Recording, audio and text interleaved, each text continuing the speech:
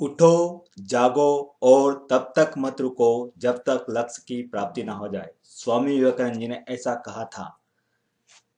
जो पसीने से नहाता है वो इतिहास बदलता है। आज मैं एक नए विषय के साथ आपके साथ उपस्थित हुआ दोस्तों। पुनः आपका वर्चुअल नॉलेज में हार्दिक स्वागत है। पढ़ाई करते समय ध्यान देने योग्य बातें आज मैं बताऊंगा।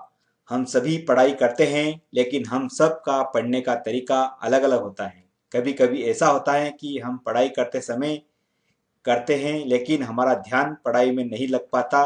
तो आज हम इस वीडियो के माध्यम से आपको बताने वाले हैं कि पढ़ाई करते समय किन किन बातों का ध्यान रखा जाए, और इन बातों का ध्यान रखने से निश्चित रूप से आप सफल होंगे और आपकी मेहनत बरकरार सफलता की ओर बढ़ेगी। सफलता का रास्ता ईमानदारी की पटरी से होकर जाता है, ये हम सभी जानते हैं। सबसे पहली टिप्स है, पहला स्टेप है कि पढ़ाई हमेशा टेबल कुर्सी पर बैठकर ही करें। बिस्तर पर लेटकर बिल्कुल भी ना करें, क्योंकि लेटकर पढ़ने से पढ़ा हुआ दिमाग में बिल्कुल भी याद नहीं रहता, बल्कि नींद आने लगती है। तो हमें हमेशा टेबल कुर्सी पर बैठकर ही पढ़ाई करना चाहिए। अगर टेबल कुर्सी नहीं है तो हम एकांत में कहीं पर भी बैठ सकते हैं, लेकिन बिस्तर पर कभी ना पढ़ें, क्योंकि वहाँ पर नींद आने का रहता है।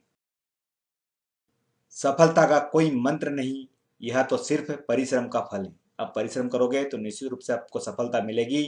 और इस स्टेप में मैं बताऊंगा कि अपनी पढ़ाई के लिए एक समय सारणी टाइम टेबल बनाएं और हर विषय के लिए एक समान निर्धारित करें। देखिए दोस्तों, जब तक आप टाइम टेबल नहीं बनाएंगे और शेड्यूल नहीं करेंगे सारे कोर्स को, जब तक आप पढ़ाई ठीक से नहीं कर पाएंगे और पूरा टाइम हर सब्जेक्ट को नहीं दे पाएंगे। इसलिए आप टाइम टेबल जरूर बनाएं। ये सेकंड टिप्स हैं। धन आपसे कोई भी छीन सकता है, लेकिन ज्ञान आपके पास हमेशा बना रहता है। दोस्तों, ये इस स्टेप में जब आप कोई विषय पढ़ चुके हैं तब छोटे छोटे अभ्यास टेस्ट प्रैक्टिस टेस्ट स्वयं करें। क्या कि हम पढ़ने के बाद वापस भूल जाते हैं, इसलिए हमें प्रैक्टिस टेस्ट बनाना चाहिए और छोटे छोटे अभ्यास के प्रश्न बनाना चाहिए और हमारे नोटबुक में नोट करना चाहिए। इससे क्या होगा कि आपने जो पढ़ा है वो आपको याद रह जाएंगे। सफलता का असली महत्व वही समझता है जिसने कठिन परिश्रम किया है।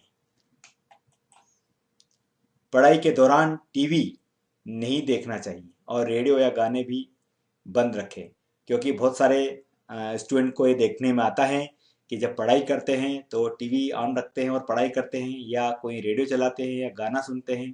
तो आपसे यही आग्रह है कि आप उस समय टीवी को बंद रखें, तभी आप पढ़ाई में एकाग्र मन होकर पढ़ सकते हैं। सपने वो नहीं होते जो सोने पर आते हैं, सपने वो होते हैं जो सोने नहीं देते। पढ़ाई करते समय मोबाइल का उपयोग करता ही ना करे, उसका स्विच ऑफ कर दे या वाइब्रेट साइलेंट मोड में कर रखे। ये हमारा ध्यान को भटकाता है, क्योंकि मोबाइल जब हमारे पास रहता है और हम पढ़ाई करते हैं तो उसमें कोई मैसेज आता है तो हमारा ध्यान भटकता है।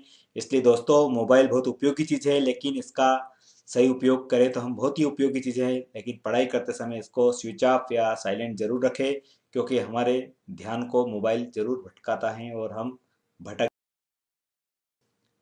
अपने गुरुओं की बात ध्यान से सुनो, असफलता आपके आसपास भी नहीं टिकेगी। पढ़ते समय साथ में पेन कापी अवश्य लेकर बैठे, ताकि आप जो भी पढ़ रहे हैं उसे शॉर्ट नोट्स बनाते चलें। क्या होता है, हम कभी कभी बड़े बड़े टॉपिक्स पर पढ़ते हैं लेकिन हमें याद नहीं रहता है, इसलिए हमें नोटबुक रखना चाहिए और हमें उसके शॉर्ट नोट को नोट करना चाहिए। इससे क्या होगा कि आप जो पढ़ा है वो आपको सारा याद रह जाएगा।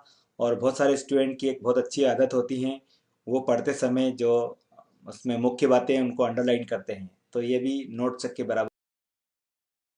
अपनी हर और जीत अपनी हार और जीत के लिए आप स्वयं जिम्मेदार होते हैं, किसी पर नहीं थोपा जा सकता है। इसी के साथ इस स्टेप में कोई भी पाठ्यक्रम को कम से कम 3 बार जरूर पढ़ें। एक बार याद नहीं रहता है, इसलिए हमें किसी भी टॉपिक को या पाठ्यक्रम को 2 से 3 बार हमें पढ़ना जरूरी होता है ताकि हमें वो स्थायी रूप से याद रह जाए। दोस्तों, शिक्षक केवल सफलता का रास्ता बता सकता है, लेकिन उस रास्ते पर चलना आपको ही पड़ेगा, क्योंकि आपको ही मंजिल पर जाना है। सिर्फ शिक्षक रास्ता बता सकता है। इसी के साथ इस वाली जो टिप्स है इसमें मैं बताने जा रहा हूँ कि पढ़ाई के दौरान आपकी जो सोच है वो सकारात्मक रखें, पॉजिटिव थिंकिंग रखें, ताकि आप जो पढ़ रहे हैं वो आपको याद हो जाए। क्योंकि हमारी थिंकिंग ऐसी होती है पॉजिटिव, तो निश्चित रूप से हमें जो हमने पढ़ा है वो याद रहता है। कभी कभी बहुत सारे स्टूडेंट या बच्चे क्या करते हैं कि बहुत बड़ा टॉपिक है, बहुत न्यूमेरिकल है, बहुत टिपिकल है, हम नहीं पढ़ पाएंगे, ऐसी थिंकिंग से आप दूर रहिए, इसको निकाल दीजिए और पढ़ाई करने के दौरान आप सकारात्मक विचार, पॉजिटिव थॉट रखिए और अच्छे परिणाम प्राप्त करने के लिए प्रतिबद्ध रहिए कि हमें निश्चित रूप से हम इस टॉपिक को क्लियर कर सकते हैं, निश्चित रूप से हम ये पढ़ाई कर सकते हैं। ऐसी कोई चीज़ नहीं है जो हम नहीं कर सकते हैं। पॉजिटिव थिंकिंग रखें। अपने जीवन में चमत्कार होने का इंतजार मत करो, प्रयास करो और खुद का एक चमत्कार बन जाओ। खुद एक चमत्कार बन जाओ। क्या होता है, कभी कभी कोई स्टूडेंट या हम सोचते हैं कि कोई चमत्कार हो जाएगा और मुझे अच्छे अंक प्राप्त हो जाएगा, तो ऐसे चमत्कार की उम्मीद मत रखो। खुद एक चमत्कार बनकर दिखाओ। इसी के साथ इसमें मैं एक सलाह देने जा रहा हूँ, किसी भी विषय को पढ़ते समय उसे समझकर पढ़ने की कोशिश जरूर करें। रटने की प्रवृत्ति से बचे। जो भी पढ़े उस पर विचार मंथन जरूर करें, क्योंकि बहुत सारे बच्चे को ये देखने में आता है कि वो रटन विद्या करते हैं, रट्टा मारते हैं। तो रट्टा नहीं मारना है आपको, क्योंकि आपकी प्रवृत्ति ऐसी है रट्टा मारने की, तो निश्चित रूप से आप कहीं ना कहीं भटक जाएंगे। इसलिए किसी भी विषय को पढ़ते समय उसे समझकर पढ़ना चाहिए, समझना चाहिए। अगर आपको समझ में आया तो संबंधित सब्जेक्ट के टीचर या व्हाट्सएप या मोबाइल के यूट्यूब सर्च करके उससे क्लियर कर सकते हैं, लेकिन आपको रटने की आवश्यकता नहीं है। रटना एक अच्छी।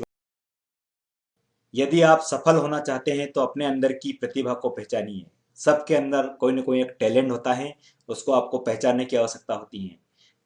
इसी के साथ मैं एक ये सलाह देने जा रहा हूँ आपको, जो भी आपने पढ़ा हो उस पर आप अपने दोस्तों के साथ विचार विमर्श जरूर करें, क्योंकि ग्रुप डिस्कशन पढ़ाई के लाभदायक हो सकता है। ग्रुप डिस्कशन एक ऐसी एक भूमिका है या ऐसी एक कला है जिससे आप सारे दोस्त बैठ करके उस पर डिस्कस कर सकते हैं। जैसे अलग अलग टॉपिक पढ़े हुए दोस्त अलग अलग आपस में चर्चा करते हैं, तो सारे टॉपिक मिल करके वो क्लियर हो जाते हैं। 4 दोस्त हैं, 4 अलग अलग टॉपिक हैं, 4 आइडिया हैं, 4 ही आइडिया आपस में साझा करेंगे तो हर एक के पास में 4 आइडिया होगा। क्योंकि एक आइडिया एक व्यक्ति को याद है, एक स्टूडेंट को याद है, तो वो चारों आपस में साझा करेंगे तो 4 आइडिया उनके पास में इकट्ठे हो जाएंगे। इसलिए मैं कहता हूँ जो भी आपने पढ़ा हो उस पर आप अपने दोस्तों के साथ विचार विमर्श जरूर करें, क्योंकि ग्रुप डिस्कशन पढ़ाई में लाभदायक होता है। अहंकार कभी ना करें, सभी के साथ अच्छा व्यवहार करें। पुराने प्रश्न पत्र के आधार पर इम्पोर्टेंस को छांट लें और उन्हें अच्छे से तैयार करें।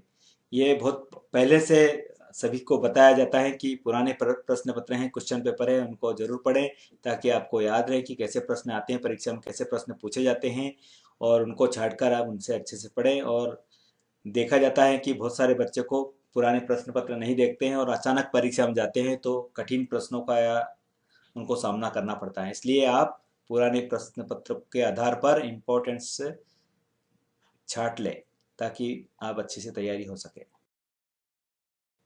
हमेशा अपने से बड़ों का सम्मान करो। इसी के साथ चित्र, मानचित्र, मैप, ग्राफ, रेखा चित्र आदि की मदद से पढ़ें, क्योंकि ये अधिक समय तक याद रहते हैं। आवश्यक हो वहाँ पर चित्रों के माध्यम से या मानचित्र के माध्यम से, ग्राफ से आदि की मदद से पढ़ें, क्योंकि इससे ज़्यादा समय तक याद रहते हैं हमें, रटने के बजाय या पढ़ने के बजाय। कठिनाइयों का सामना करने वाले लोग की ही जीत होती है। पुनः बता रहा हूँ, कठिनाइयों का सामना करने वाले लोगों की ही जीत होती है। इसी के साथ में पढ़ाई में कंप्यूटर या इंटरनेट की मदद ले सकते हैं। बहुत पुराना जब समय था जब हमारे पास नहीं थे, लेकिन अभी वर्तमान में हम पढ़ाई में कंप्यूटर का, इंटरनेट की मदद से सहयोग कर सकते हैं। आपका मोबाइल हो सकता है, आपका कंप्यूटर हो सकता है, नेट पर आप जो सर्च करोगे कठिन बिंदु वो निकल कर सामने आ जाएगा, उसको आप नोट डाउन कर सकते हैं, आप उसको याद रख सकते हैं। आपके द्वारा प्राप्त किया गया ज्ञान कभी व्यर्थ नहीं जाता। अब बहुत इंपॉर्टेंट चीज़ है जो सभी हम चाहते हैं, संतुलित भोजन करें, क्योंकि ज़्यादा भोजन से नींद और आलस्य आता है, जबकि कम भोजन से पढ़ने में मन नहीं लगता और थकावट, सिर दर्द आदि समस्या होती हैं। तो आप संतुलित भोजन करें, ना तो अधिक ना कम, और गरिष्ठ भोजन ना करें, ताकि पढ़ाई करते समय आपको थकान और नींद जैसा या आलस्य जैसी समस्याओं का सामना ना करना पड़े। इसलिए आप संतुलित भोजन करें। श्रद्धा ज्ञान देती है, नम्रता मान देती है और योग्यता स्थान देती हैं, पर तीनों मिल जाए तो व्यक्ति को हर जगह सम्मान देती हैं। किसी ने क्या खूब कहा था, मैं बड़ों की इज्जत इसलिए करता हूँ क्योंकि उनकी अच्छाइयाँ मुझसे ज़्यादा हैं, और मैं छोटों से प्यार इसलिए करता हूँ क्योंकि उनके गुनाह मुझसे कम किया है, क्योंकि उनके गुनाह मुझसे कम हैं। इसी के साथ दोस्तों, नमस्ते। पुनः आपको मैं अगले टॉपिक के साथ में मिलूंगा। अभी तक आपने मेरे चैनल को सब्सक्राइब नहीं किया है तो प्लीज़ कर दीजिए, ताकि नए वीडियो आने पर आपको तत्काल सूचना प्राप्त हो।